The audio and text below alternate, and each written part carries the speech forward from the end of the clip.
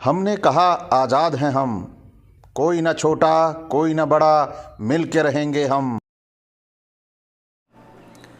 नमस्कार, आप देख रहे हैं जागो पंच। जागो पंच में आपका बहुत बहुत स्वागत है। जागो पंच आपके लिए लेके आ रहा है सच्ची रामायण की चाबी। सच्ची रामायण की चाबी में आज हम वो शीर्षक लेके आए हैं जो शीर्षक आपकी हृदय को झकझोर देगा और हमारी समाज की जो आधी आबादी है उसके सम्मान, उसके स्वाभिमान पर ठेस इन ग्रंथों में पहुंचाई गई है। एक तरफ तो कहा गया यत्र नारस्तु पूजन्ते रमन्ते तत्र देवता, यानी जहां पर नारियों की पूजा होती है, आदर सम्मान होता है, वहां देवता निवास करते हैं। लेकिन इसी को कहा गया है जैसे चिराग तले अंधेरा। तो यहां पर चिराग तले अंधेरा कैसे? मैं आज ये सच्ची रामायण की चाबी के तहत जो नारियों को अपमान किया गया है वह पेरियार, दोनों पेरियारों के द्वारा ये एकत्रित करके इसमें प्रस्तुत करने का काम किया गया है। तो आप सभी जानेंगे आज कि कैसे चिराग तले अंधेरा है। जो कहता है यत्र नार्यस्तु पूजन्ते रमन्ते तत्र देवता, उसी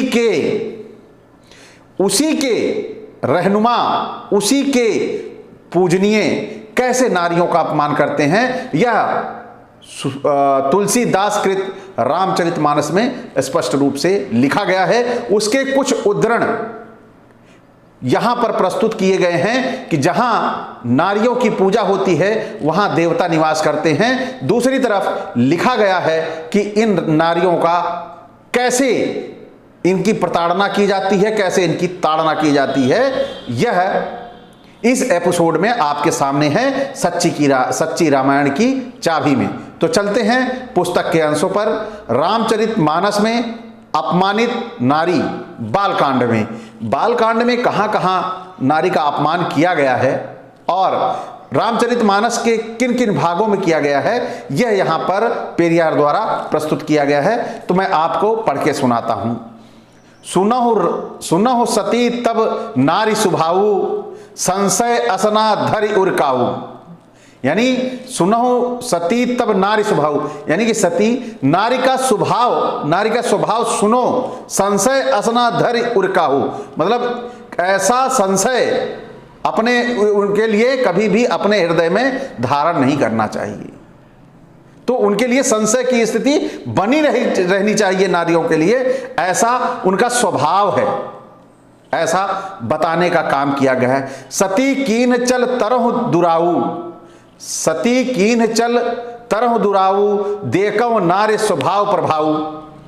अब आप यहां पर समझने का प्रयास करिए। सती कीन चल तरहु दुराऊ, देखो नारे स्वभाव प्रभाऊ। तो नारी का स्वभाव का प्रभाव देखिए। यहां पर सती चल की तीन दुराऊ, यानी कि दुराऊ मतलब उन्हें दुराव का मतलब उनको भेदभाव वाली स्थिति की उन्हें दूर रखना चाहिए। उन्हें कोई उनका स्वभाव होता है, इसलिए उन्हें दूर रखना चाहिए उनके स्वभाव के हिसाब से। नारियों के प्रति ऐसे भाव थे हमारे जो तुलसीदास जी हैं, जिन्हें कहा जाएगा कि जिस समाज ने नारियों को पूजने की बात करी, उसी समाज ने नारियों के साथ इस तरह की लंपटगिरी लिखी हुई है। यह इस रामचरितमानस से आप सभी को ज्ञात होगा। आगे चलते हैं। कीन कपट में संभ सुन, नारी सुहज जड़ अज्ञ, नाथ उमा मम प्राण सम, ग्रह किंकर करे हो, क्षमहु सकल अपराध अब होय प्रसन्न बर देहु। अब आप देखिए, तो आगे चलते हैं। करेऊ सदा शंकर पद पूजा, करेऊ सदा शंकर पद पूजा, नार्य धर्मपति देव न दूजा। अब यहां पर भी देखिए, आगे चलते हैं। कतविधि सृजी नारी जगमाही, पराधीन सपने सुख नाही। कतविधि सृजी नारी जगमाही, पराधीन सपने सुख नाही। तो आगे चलते हैं। यद्यपि जोशिता नहीं अधिकारी, यद्यपि जोशिता नहीं अधिकारी, दासी मन क्रम वचन तुम्हारी। यानी कितना नीच दासी जैसी स्थितियां लाके खड़ी की गई हैं। यानी अपने आप को नारी से यह कहलवाया गया कि वह दासी के समान है, मन से, वचन से, क्रम से दासी के समान है। अब मोहि आपन किंकर जानी, यद्यपि सहज जड़ नाही अयानी। चले जता मुनि दीन दिखाई, पुनि ताड़िका क्रोध कर धाई। एक ही बाण प्राण हर लीन्हा, दीन जान तहि निज पद दीन्हा।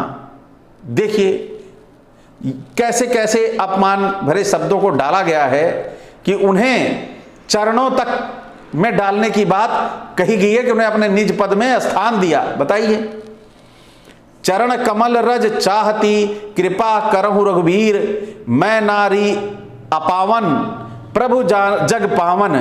परस जासु पद पंकज धूरी, तरि अहिल्या कृत अधभूरी। यहां पर भी पैरों के रज, पैरों की धूल के बराबर स्त्री को दिखाया गया है, दर्शाया गया है। तो क्या इस आधी आबादी को यही इतना सम्मान मिलना चाहिए जो सम्मान यत्र नार्यस्तु पूजन्ते रमन्ते तत्र देवता में दिया गया? तो क्या वह, जैसे एक प्रकार से कहा गया है कि एक दिखावे के रूप में, जिसको डेमोस्ट्रेशन कहते हैं, उस डेमोस्ट्रेशन को दिखाया गया है कि वहां हम नारियों को इतना सम्मान देते हैं, जैसे एक चिराग जल रहा है तो ऊपर उसकी लौ है, लपटे चारों तरफ हैं, लेकिन उसके नीचे बहुत घना अंधेरा है। तो ये जो रामचरितमानस की चौपाइयां हैं, ये दोहे हैं, ये बता रहे हैं कि ये इनकी जो अंतर्मन की व्यथा है इसमें लिखी गई है। वह केवल समाज को, उस समाज को बताने के लिए, बहकाने के लिए बताया गया है। यत्र नार्यस्तु पूजन्ते रमन्ते तत्र देवता, उस समाज को बताने के लिए रखा गया है जिस समाज को इनको अपने पूरे समाज को रिप्रेजेंटेशन करना है, वहां अपने समाज को प्रस्तुत करना है। वहां नारियों के लिए इन्हें उच्च बताया और नारियों को की दशा इनके घर में क्या है, यह रामचरितमानस में लिखा है। जे परस मुनि बनितल ही, गति रही जो पातकमयी। करि लोक वेद विधानु, कन्या दान नृप भूषत दियो। कन्या इनके लिए दान की वस्तु है, वह नारी नहीं है, ऐसा इन लोगों ने अपना समाज में यह स्वभाव बना दिया। तो आइए आगे चलते हैं।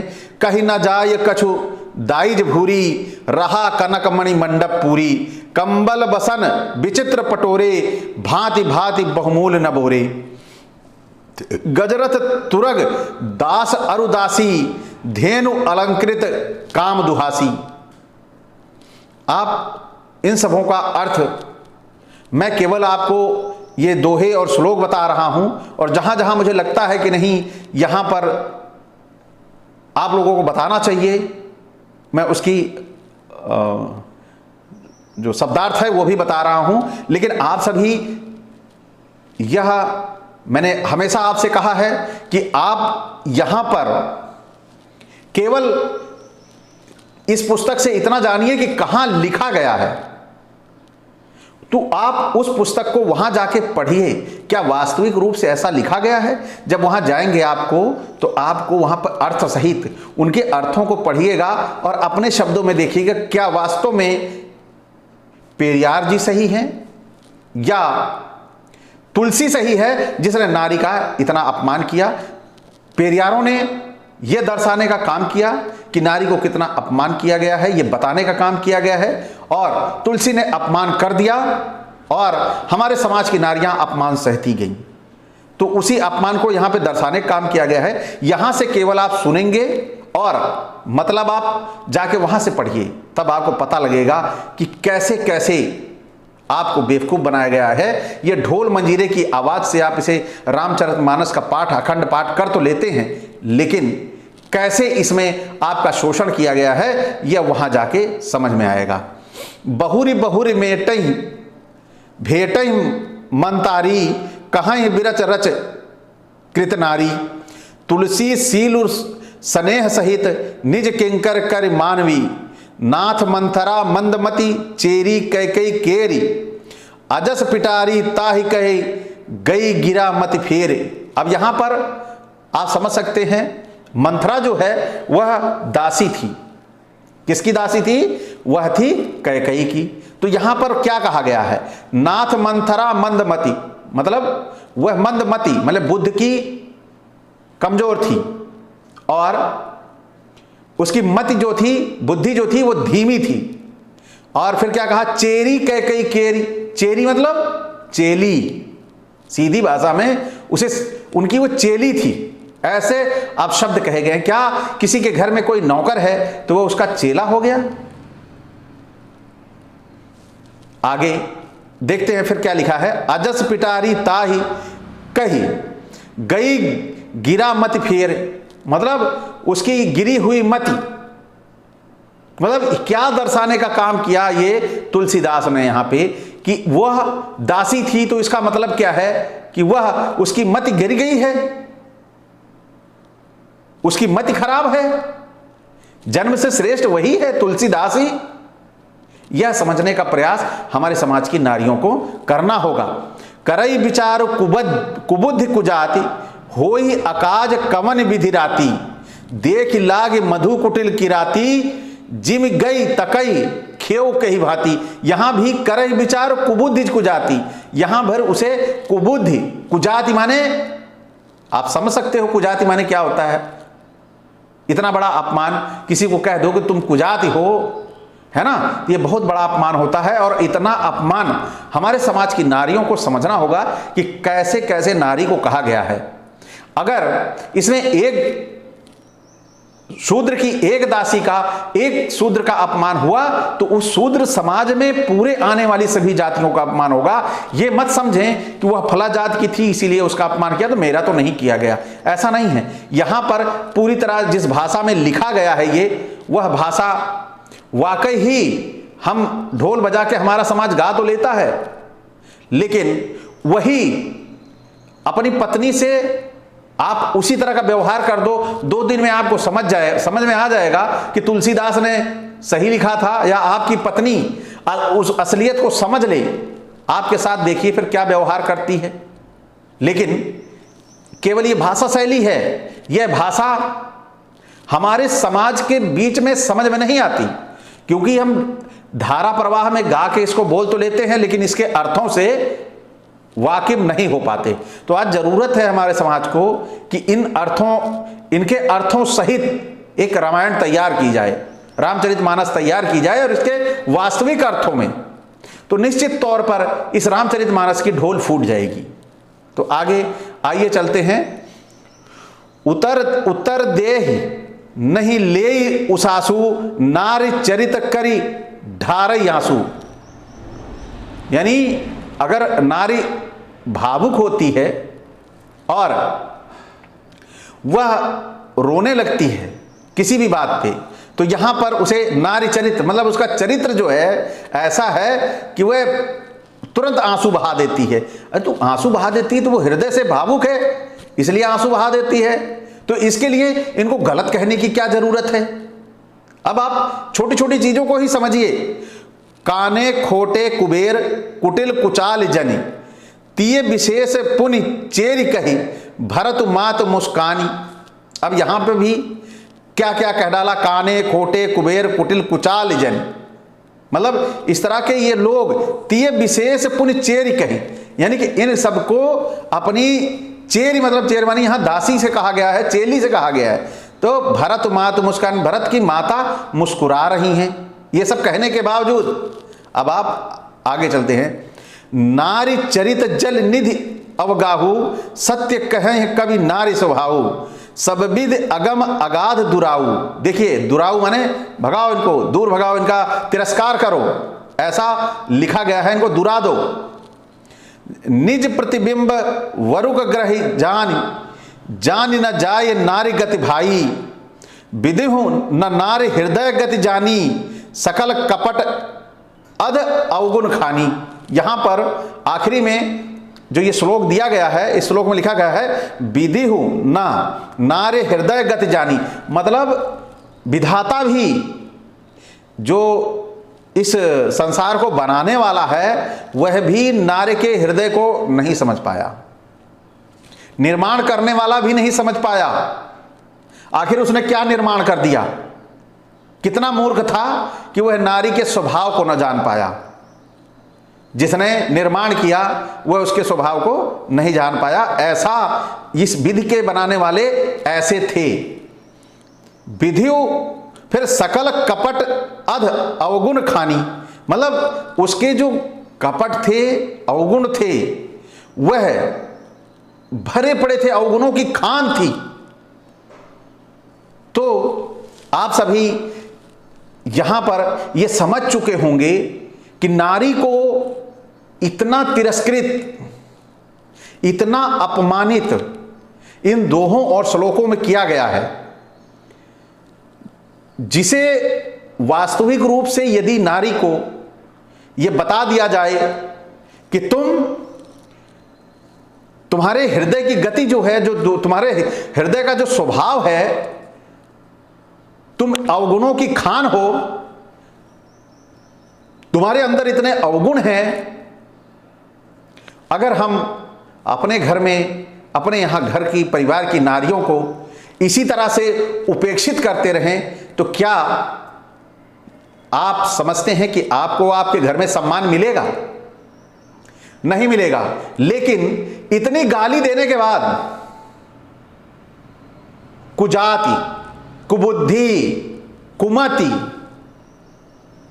इतना सब कहने के बावजूद भी आज तुलसीदास समाज का आइकॉन बना हुआ है। क्यों? कारण है, महिलाएं इसे धारा प्रवाह में, हमारे समाज की नारियां धारा प्रवाह में शाब्दिक अर्थों को न जानते हुए इसे ढोल मंजीरे के साथ बजा के गा तो लेती हैं, लेकिन जिस दिन उन्हें ये वास्तविक शब्द इसके पता चल जाएं, तो निश्चित तौर पर इन ग्रंथों की, तुलसीदास जैसे मक्कार और नारी का अपमान करने वाले कवियों की ऐसी की तैसी हो जाएगी। लेकिन जरूरत है हमें इस जो श्लोक दिए हुए हैं, या ये जो दोहे दिए गए हैं बीच बीच में, इन दोहों को वास्तविक अर्थ विधिवत समझाने की। तो मैं आज वीडियो ज़्यादा लंबा होगा, इसलिए मैं इसे थोड़ा शॉर्ट करके कुछ ही श्लोकों के अर्थ तक बताया हूं। लेकिन बहुत ही जल्द एक एक दोहे पर एक एक वीडियो बना के आपके सामने लेके आऊंगा और आपको बताऊंगा कि हमारी आधी आबादी को बेवकूफ कैसे बनाया गया है। एक सरल भाषा में बता दिया, यत्र नार्यस्तु पूजन्ते रमन्ते तत्र देवता, और उसके बाद उसे चार दीवारी का कैदी बना के रख दिया। आज किसी भी बाबा या साधु का प्रवचन आता है तो वहां उन प्रवचनों में भी नारी के शोषण की ही बात, नारी को ही झुकने की बात बताई जाती है। वहां पे बताया जाता है कि पति तुम्हारा परमेश्वर है, पति तुम्हारा प्रभु है, ऐसा पति के साथ व्यवहार रखो। भाई, समानता और बराबर की जो स्थिति है, क्या वह हो जाएगी तो क्या इसमें नारी का अपमान हो जाएगा? मैं ऐसे पुरुषवादी समाज के लिए यह कहना चाहूंगा कि हम जैसे एक साइकिल है, दोनों पहिए, अगर एक पहिया खराब होगा या हवा ना होगी तो साइकिल नहीं चल पाएगी।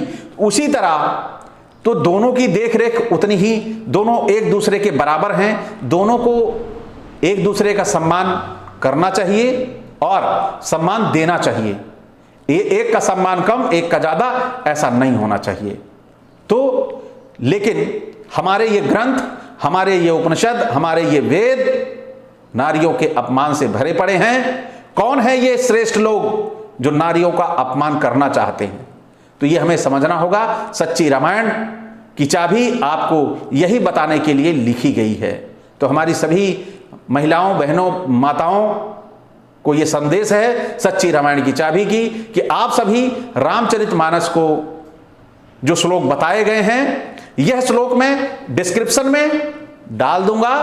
आप सभी रामचरितमानस की पुस्तक उठाइएगा और वहां से इन दोहों को ढूंढकर इनके वास्तविक मतलब को जानिएगा। देखिए, वहां पर जिसने हिंदी रूपांतर किया है उसने इसी तरह शब्दों में किया है। उसे अभी मालूम नहीं है, उसे अभी जानकारी नहीं है कि यह सभी मुद्दे आएंगे और इन पे बातचीत होगी। वो नहीं जानते, उन्होंने उसका हिंदी रूपांतर वहां पे लिखा है।